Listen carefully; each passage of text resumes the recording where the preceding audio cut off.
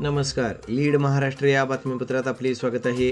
पंचायत समिती सदस्य माननीय विष्णुपंत पाटील यांनी आमदार डॉक्टर सुरेशभाऊ खाडे यांची भेट घेतली व त्यांना अवकाळी पावसाने बेडग येथे झालेल्या घरांची पडझड तसेच घरगुती गॅस सिलेंडरचा स्फोट यासंदर्भात सविस्तर माहिती दिली.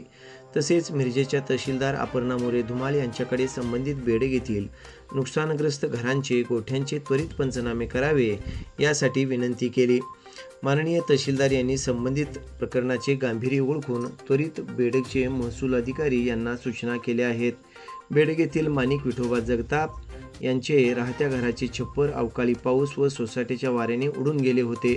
तसेच जयवंत मल्हारी खाडे यांच्या जनावरांच्या गोठ्याचे पत्रे उडून गेले होते आणि संजय प्रकाश आवटी यांच्या घरामध्ये गॅस सिलेंडरचा स्फोट होऊन संपूर्ण संसार उपयोगी साहित्य जळाले होते. त्यांना त्वरित घरकुल मंजूर व्हावे यासाठी पंचायत समिती सदस्य माननीय विष्णुपंत पाटील यांनी पाठपुरावा केला आहे.